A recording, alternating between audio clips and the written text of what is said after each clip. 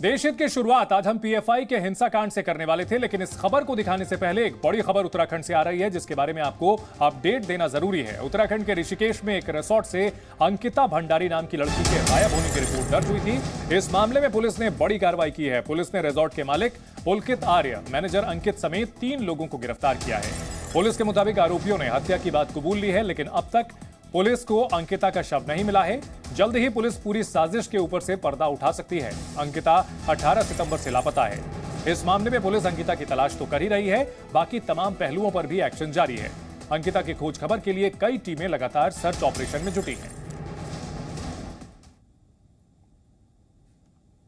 एक रिसोर्ट में रिसेप्शनिस्ट के पद पर काम करती थी अंकिता। 18 सितंबर को लापता हुई। इस मामले में रिसोर्ट के मालिक ने पुलिस के पास शिकायत की कि अंकिता अचानक गुमशुदा हो गई है। इस मामले में जब पड़ताल की गई तो पता चला कि रिसोर्ट का मालिक ही इस मामले का मुख्य साजिश करता है, जिसने अपने मैनेजर और एक और साथी के साथ मिलकर अंकिता को गायब किया, उसकी हत्या कर दी है। तीनों आरोपियों ने अपना गुनाह कबूल कर लिया है।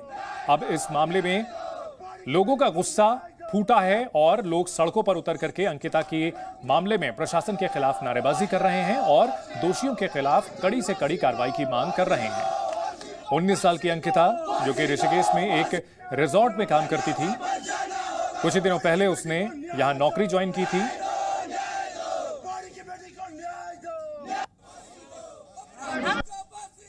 देखिए, ये लड़की 5-6 दिन पहले मिसिंग हुई थी और एक वंतरा करके रिसोर्ट है लक्ष्मण झूला चीला के बीच में। बाई चांस ये जो क्षेत्र है ये रेगुलर पुलिस थाने के अंतर्गत नहीं था। इसके यहाँ पे उत्तराखंड में एक पटवारी पुलिस व्यवस्था चलती है, वो पटवारी को देखना था तो उन्होंने इसमें एफआईआर की और वो जो है रिसोर्ट के मालिक की ओर से ही की, घर वालों की ओर से नहीं की। कल ये मामला जो है जिलाधिकारी द्वारा हमारी पुलिस को स्थानांतरित किया गया लक्ष्मण झूला को। 24 घंटे के अंदर ही हमने इसे वर्कआउट कर दिया है और ये जो रिसोर्ट का मालिक है यही इसमें एक्यूज निकला। तो मालिक पुलकित सहित तीनों एक्यूज लोगों को गिरफ्तार कर लिया है। यद्यपि इसमें बाकी कार्रवाई बाकी है और जल्दी वो करा करके भी हम इसको लोगों के सामने रखेंगे। फांसी चाहते हैं हम कि हम उसे फांसी मिले। उन तीनों, जब तक फांसी नहीं होगी हम यहाँ पे आंदोलन करेंगे। सारी महिलाएं आ रखी मेरे साथ, मेरे प्रधानगण भी सारे, मेरे पूरे 65 प्रधान। अगर मैं यहाँ पे साथ अभी तो मेरे कमी भी नहीं आ रखी, नहीं तो मैं सबको बोलूंगी यहाँ पे धरना प्रदर्शन करेंगे हम। इस बड़ी खबर पर संवाददाता कुलदीप नेगी हमारे साथ जुड़ चुके हैं। कुलदीप, पुलिस का यह कहना है कि इस मामले के जो मुख्य आरोपी हैं और बाकी सभी को गिरफ्तार कर लिया गया है, जबकि प्रशासन के लापरवाह रवैये से घर वालों में नाराजगी है। क्या अपडेट है इस मामले को लेकर? शव तलाशने को लेकर क्या कदम उठाए जा रहे हैं? देखिए, घर वालों में भी नाराजगी है, लोगों में भी नाराजगी है, गुस्सा है, आक्रोश है और सभी लोग एक मांग कर रहे हैं कि देवभूमि की इस बेटी को न्याय मिले।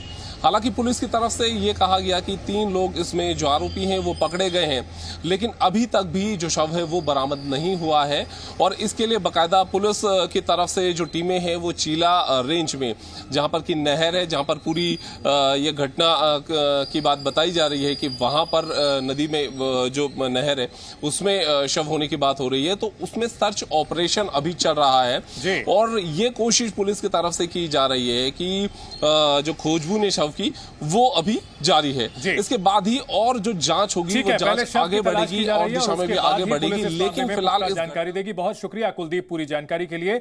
बढ़ते अगले खबर की ओर। कट्टर इस्लामिक संगठन पॉपुलर फ्रंट ऑफ इंडिया यानी पीएफआई पर कल देश भर में सबसे बड़ी छापेमारी हुई थी, जिसके बाद आज पीएफआई ने केरल में बंद बुलाया और बंद के नाम पर सड़क पर उत्पात मचाया, हिंसा की, गाड़ियों पर हमला किया, पुलिस पर भी हमला किया। यहां तक कि कई जगहों पर पीएफआई समर्थकों ने बम भी फेंके। पीएफआई की हिंसा वाली तस्वीरें एक एक कर हम आपको दिखाएंगे, लेकिन उससे पहले पीएफआई पर आज की 6 बड़ी खबर हम आपको बताते हैं।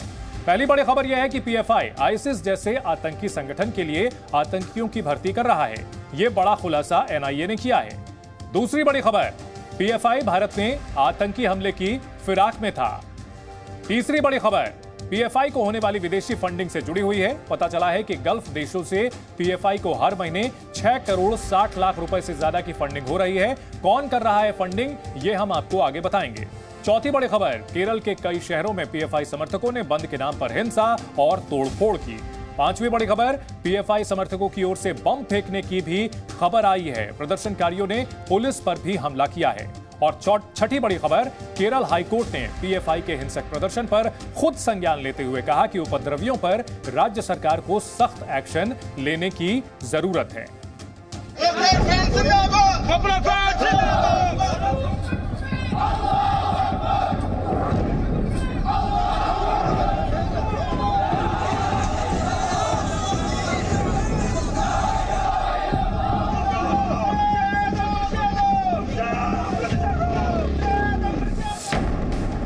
पीएफआई पर पाबंदी का डर तो सड़क पर कदर।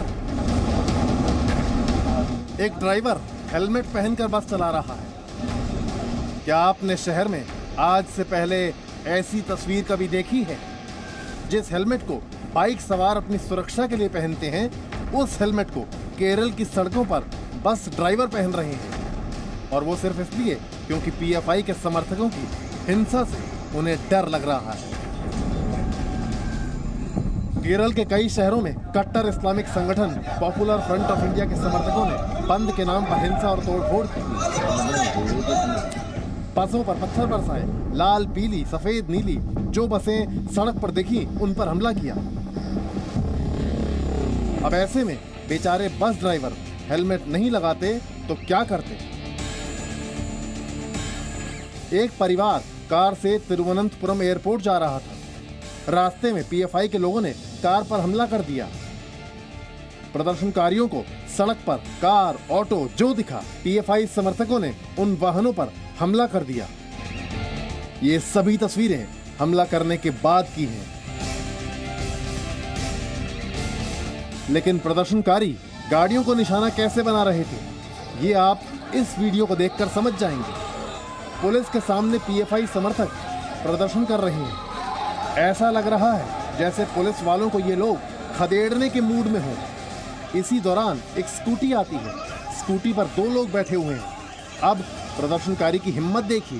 पुलिस की मौजूदगी में इसने स्कूटी को आगे बढ़ने से रोकने की कोशिश की, लेकिन पुलिस वालों ने तुरंत ही इसका सारा जोश ठंडा कर दिया। स्कूटी सवार पुलिस की मदद से आगे बढ़े और इस प्रदर्शनकारी को पुलिस अपने साथ ले गई। थोड़ी देर बाद पीएफआई के कई और समर्थक जुटे और पुलिस से भिड़ गए। पीएफआई के ठिकानों पर हुई छापेमारी के विरोध में ये लोग सुबह से सड़क घेर कर प्रदर्शन कर रहे थे। इन्होंने पुलिस पर हमला भी किया। हिंसक प्रदर्शन में कई पुलिस वाले घायल हुए हैं। घायल पुलिस कर्मियों में से एक की तस्वीर आप इस समय देख रहे हैं। पीएफआई समर्थकों के हिंसक रवैये को देखते हुए ही केरल हाईकोर्ट को खुद संज्ञान लेते हुए राज्य सरकार से ये कहना पड़ा कि हिंसा रोकने के लिए जो जरूरी कदम हो उठाए जाएं। कोर्ट ने कहा, कोई भी बिना इजाजत के हड़ताल या बंद नहीं बुला सकता। प्रदर्शन के नाम पर सार्वजनिक संपत्ति को नुकसान पहुंचाना बर्दाश्त नहीं किया जा सकता है। ब्यूरो रिपोर्ट, जी मीडिया।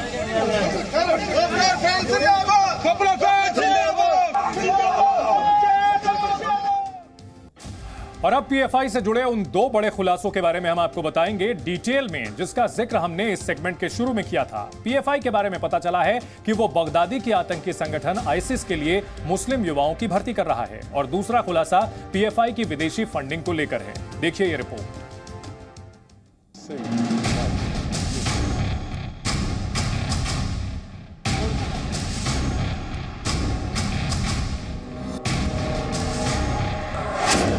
जिस आईएसआईएस को दुनिया का सबसे खतरनाक आतंकी संगठन कहा जाता है, उसके लिए आतंकियों की भर्ती का काम पीएफआई कर रहा था। ये हमारा नहीं, देश की राष्ट्रीय जांच एजेंसी एनआईए का दावा है। मुस्लिम युवाओं से संपर्क साधना, संगठन से जोड़ना, फिर उन्हें गुमराह करना, ब्रेन वॉश करना, उसके बाद हमले की ट्रेनिंग देना, ये सब करने के बाद योग्यता के हिसाब से तय किया जाता है कि किसका इस्तेमाल कहां करना है। एनआईए के मुताबिक पीएफआई इस तरह आईएसआईएस और कई दूसरे आतंकवादी संगठनों के लिए मुस्लिम युवाओं की भर्ती कर रहा है। एनआईए के मुताबिक इस कट्टर इस्लामिक संगठन ने भारत में आतंकी हमले का प्लान भी बनाया था। पीएफआई पर केरल और कर्नाटक से लेकर दिल्ली, उत्तर प्रदेश और बिहार तक हत्या और दंगे की साजिश रचने के कई मामले चल रहे हैं। अब सवाल ये है कि पीएफआई का इतना बड़ा जिहादी स्ट्रक्चर चलता कैसे है? तो इसका जवाब है पीएफआई को होने वाली विदेशी फंडिंग। एनआईए और ईडी की छापेमारी के दौरान पीएफआई की फंडिंग पर कई बड़े खुलासे हुए हैं। एजेंसियों से जुड़े सूत्रों के मुताबिक पीएफआई को गल्फ देशों से फंडिंग हो रही है। यूएई, सऊदी अरब समेत अरब देशों से हवाला के जरिए पीएफआई को हर महीने 3 मिलियन दिरहम यानी 6 करोड़ 60 लाख रुपए भेजे जाते हैं। गल्फ देशों में रह रहा पीएफआई का हर कैडर इस कट्टर इस्लामिक संगठन को 100 दिरहम यानी 2200 रुपए भेजता है। पैसे भेजने वाले 30,000 से ज्यादा कैडर तो देश के सिर्फ 5 राज्य केरल, तमिलनाडु, कर्नाटक, महाराष्ट्र और उत्तर प्रदेश से है। गल्फ देशों में मैन पावर सप्लाई करने वाली कई कंपनियों का ताल्लुक पीएफआई से है। इन कंपनियों की मदद से भी पीएफआई को करोड़ों की फंडिंग होती है। देश के कई मस्जिदों और मदरसों से भी फंडिंग की जा रही है। जांच में ये भी पता चला है कि पीएफआई किताबों के पब्लिकेशन की कमाई से भी फंड जुटाता है। मनीष शुक्ला के साथ ब्यूरो रिपोर्ट, जी मीडिया। कल पीएफआई के खिलाफ एनआईए, ईडी और स्थानीय पुलिस ने जो छापेमारी की थी, उस दौरान कुल 106 लोगों की गिरफ्तारी हुई थी। इनमें से एनआईए ने पीएफआई से जुड़े 45 लोगों को गिरफ्तार किया था। मध्य प्रदेश से भी पीएफआई के 4 अहम सदस्य पकड़े गए, जिन्हें एनआईए की स्पेशल कोर्ट ने 7 दिनों के रिमांड पर भेज दिया।